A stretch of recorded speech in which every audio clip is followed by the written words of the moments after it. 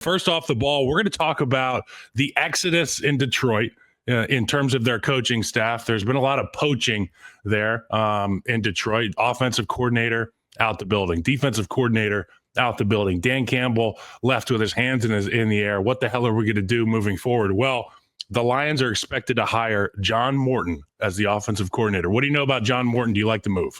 He was a wide receiver on the Jacksonville Jaguars' first ever team in 1995 for about a cup of coffee.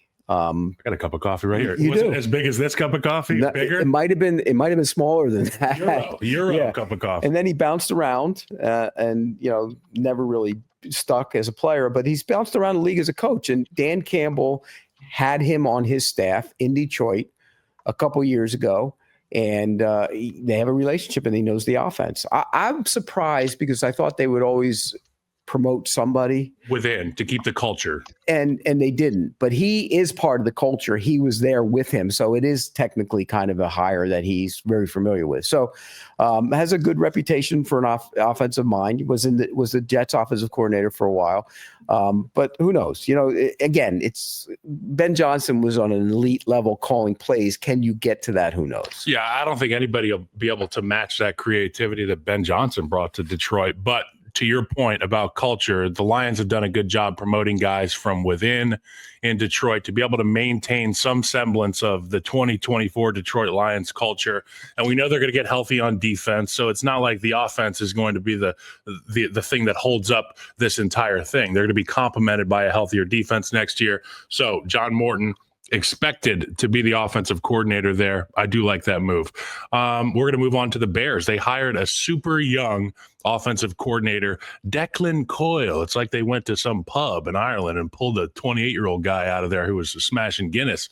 And he's one of those guys when you talk to people around the league as the rising star. He is a rising star. Yeah. And look, it's young. And we've got to the point now where 29, 30 isn't young anymore by coaching standards. If you're bright and you're particularly if you're on the offensive side of the ball, you see a lot of guys. He was the tight ends coach in Denver. Right. And he was part of that group in 2015 where they won the Super Bowl with Peyton Manning. Yes. And he's been around Sean Payton. So he has a relationship with that kind of offense. And I think, a lot of times, where's the paths cross, right? You have to look and see where does the paths cross with Ben Johnson? Where does that come from?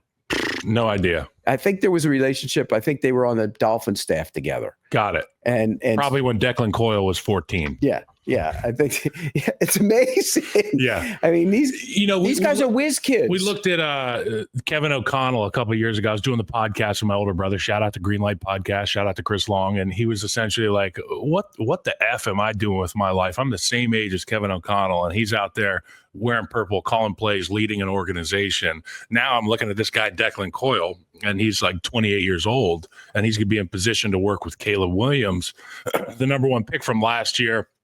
And he's essentially in charge of getting this thing rolling offensively. But you know who's going to be calling, though. Yeah. Well, look, Ben Johnson is going to have his hands in everything. And obviously, he's going to be the one installing and calling plays. But you need somebody as the go-between with your quarterback. You go look at Kansas City. You watch the game you watch the TV copy of these games.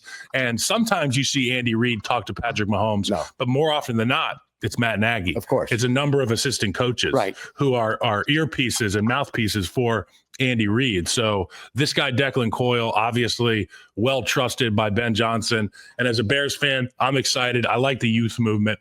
I think it's a big thing for Chicago. Moving on. Aaron Rodgers to come back to the Jets? Question mark. We heard Aaron Glenn say, we're going to take a look at all this stuff. What have you heard about Aaron Rodgers' future in New York? Well, it makes sense to bring him back. I thought he played much better football down the stretch.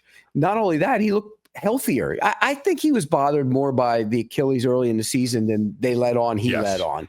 It took him a while. Remember all that talk about the year before he was going to come back at the end of the season? No, he wasn't. And he wasn't the same guy early in the season. He got better at the end. And so you look at it, he's got, $49 million dead money to let him go.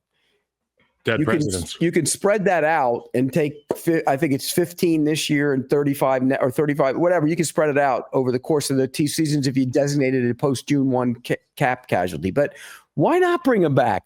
What else do you have? Leger keeps pumping up Tyrod Taylor. He's a stopgap. You can't win consistently with Tyrod Taylor. He's a strong bridge. He's a strong 4-game quarterback. That's what he is. Everybody wants the bridge to start all season. No, the bridge needs to have 4 games. If you get 4 games out of the bridge and he does well, and you go 3-1 or 2-2, you're thrilled with it. That's what Tyrod Taylor is. So I think they need to bring Rodgers back because what else is out there? They're not going to be in a position to draft one of the top ones. Now, Jackson Dart is a guy to keep an eye on, moving up the boards. I think the quarterback at Syracuse is moving up the board. So good player. Yeah, so you can find some quarterbacks down the road a little bit if you want to try at that angle. But the first and second one, they're not going to get those two.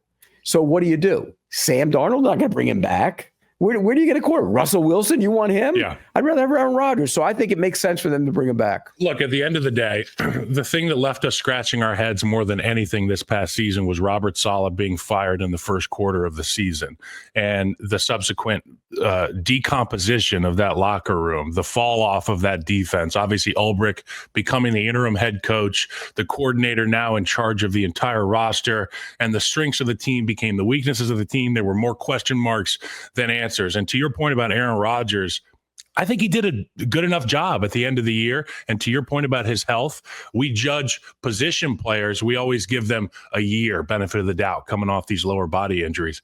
Well, you should give a year and 2 months to the 40-year-olds who are coming off lower body injuries. And to his credit, they got better at the end of the season. So Aaron Glenn comes in to be the head coach. Obviously, that defense is going to be nails again. There's no doubt about it. What do you need to bolster a good defense? A good enough quarterback. And at this point in his career, Aaron Rodgers has seen everything. He's done everything. And now it's his time to just bolster and not be the hero of the team. We can't put him on the pedestal. Put Aaron Glenn and his defense on the pedestal and let Aaron be the complement to that. And also, we had big time complaints about the offensive play calling, the style of offense. They need to move into the 21st century in order to make this thing have some semblance of success. Well, part of that is on him because he doesn't like movement before, he doesn't like a lot of motion before the snap. He's never has. So they need to get with the times when it comes to that. The owner needs to quit meddling as much as he does. And I'll go back to a story I heard during this whole process is he made Saleh fire Mike LaFleur. I mean, come on. They fired Mike LaFleur as the offensive coordinator, and he had a hard time filling that position because you want to work with that organization when you're going to get fired like that. So that's why he ended up with Hackett. That's part of the reason why he ended up with Hackett. So I think the owner needs to back away, and I think Rodgers makes sense to come back because sometimes it's just so easy to say, "Oh, Rodgers shouldn't come back." If not, then who? What's your Trask answer? Always says that. If not him, then who? How do you fix it? Yeah. What do you fix it? How are you fixing it? Are you better if you go get Russell Wilson? He's not better. Yeah. No.